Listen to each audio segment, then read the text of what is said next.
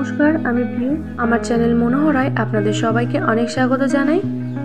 আজ বৈশাখের শুরু, পয়লা বৈশাখ, তাই সবাইকে জানাই শুভ বর্ষের প্রীতি ও শুভেচ্ছা। আশা করছি এই নতুন বছরে আপনারা সকলেই খুব ভালো থাকবেন, সুস্থ থাকবেন, আমাকে অনেক আশীর্বাদ করবেন, অনেক ভালোবাসা দেবেন, যাতে আমি আমার চ্যানেলটিকে আরও এগিয়ে নিয়ে যেতে পারি। কিন্তু আজ বৈশাখের প্রথম দিন, তাই কাল চৈত্র সংক্রান্তি ছিল। আর চৈত্র সংক্রান্তিতে অনেকে নিয়ম আছে বাড়িতে পাঁচন তৈরি করা।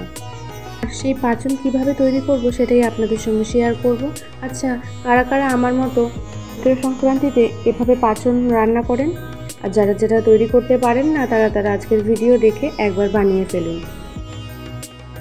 এই পাঁচন তৈরি করার জন্য আমি কড়াইতে তেল দিয়ে দিয়েছি, আর তেলটা গরম হয়ে গেলে আমি এখানে সাদা জিরে আর তেজপাতা ফোড়ন দেব। আমি কিন্তু এখানে ফোড়নে সাদা জিরে আর তেজপাতা ব্যবহার করেছি।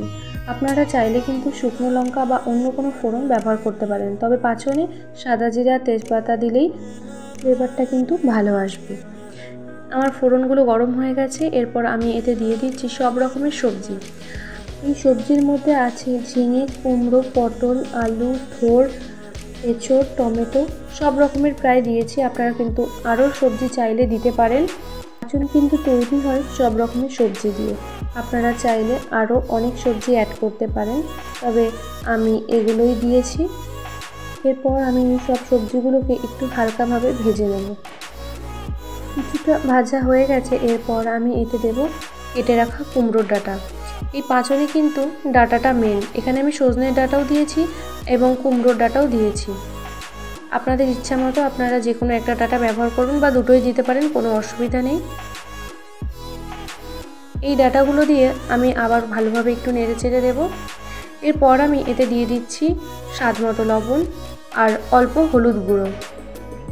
আমি কিন্তু এখানে এই সবজিগুলোকে ভাজার জন্য হালকা লবণ আর হলুদ গুঁড়ো ব্যবহার করেছি। চলুন, সবজিটা যতক্ষণ ভাজা হচ্ছে ততক্ষণ আমরা এই সবজি রান্নার জন্য মশলাটা বেটে নিই। এখানে আমি নিয়েছি কিছুটা পরিমাণ আদা, রসুন আর 3টে গোটা শুকনো লঙ্কা। এগুলোকেও ভালোভাবে বেটে নিয়েছি। ডাঁটাটা হালকা সেদ্ধ না হওয়া পর্যন্ত সবজিটাকে একটু নেড়ে চেড়ে ভেজে নিতে হবে। এরপর আমি এতে দিয়ে দেবো কেটে রাখা কুমড়ো পাতা। আমি এখানে কিন্তু একদম কচি কচি কুমড়ো পাতা ব্যবহার করেছি। এই কুমড়ো পাতাগুলোকে দিয়ে আমি আবারও একটু ভালোভাবে নেড়ে চেড়ে একটু ভেজে নেব।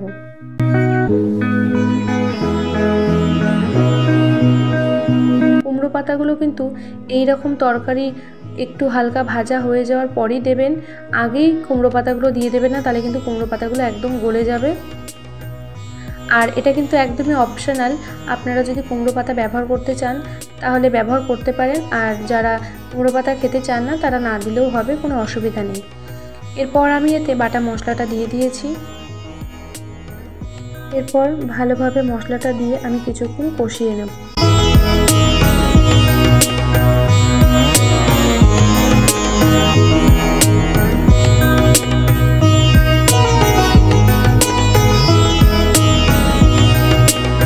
সবজিটা বেশ কিছুক্ষণ কষানো হয়ে গেলে আমি এরপর এতে দিয়ে দেবো গুঁড়ো মশলাগুলো।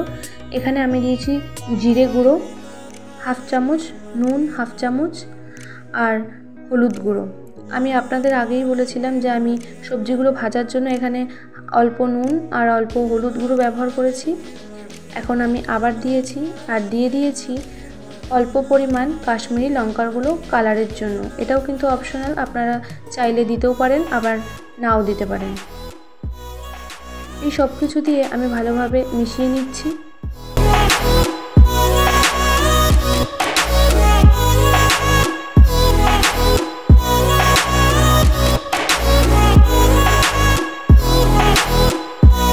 এরপর আমি একটু ঢাকা দিয়ে কিছুক্ষণের জন্য রেখে দেবো, যাতে ডাঁটাগুলো সেদ্ধ হয়ে যায় আর সবজিগুলো সব ভালোভাবে সেদ্ধ হয়ে যায়।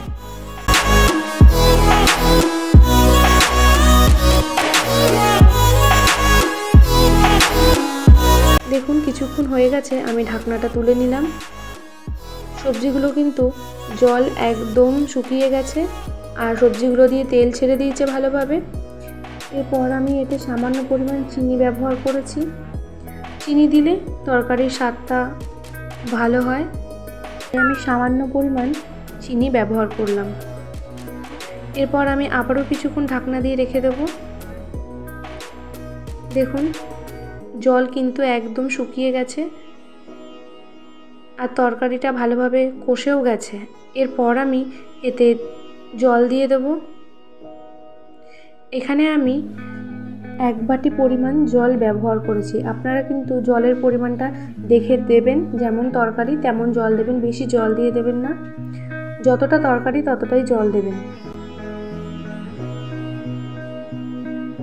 এটা কিন্তু বেশি ঝোল ঝোল হবে না, একটু গা মাখা হবে, তাই বেশি জল দেওয়ার দরকার নেই। এরপর আমি ভালোভাবে নেড়ে চেড়ে আবারও একটু ঢাকনা দিয়ে রেখে দেবো কিছুক্ষণের জন্য।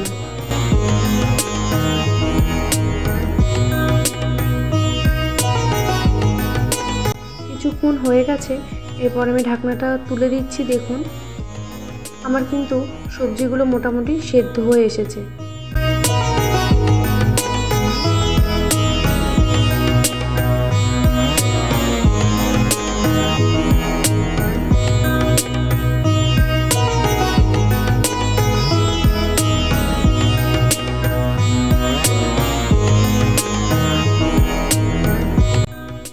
এবার সবজি দিয়ে জলটাও শুকিয়ে গেছে ভালোভাবে। এরপর আমি এই সময় দিয়ে দিচ্ছি ভেজে রাখা বড়ি আর বাদাম। ভাজা বড়ি আর বাদাম দিলে টেস্টটা কিন্তু খুব ভালো হয় আর খেতেও কিন্তু খুব সুন্দর লাগে। আর যখন নামাবো সবজিটা তার কিছুক্ষণ আগে এই ভাজা বড়ি আর বাদামগুলো দিতে হবে। আগে দিয়ে দেবেন না, তাহলে কিন্তু বড়িগুলো গলে যাবে। যেহেতু আমার এখানে পাঁচন একদম তৈরি, তাই আমি নামাবার আগে বড়ি আর বাদামগুলো দিয়ে দিয়েছি। এরপর আমি একটা বাটিতে তরকারিটা ঢেলে রাখবো।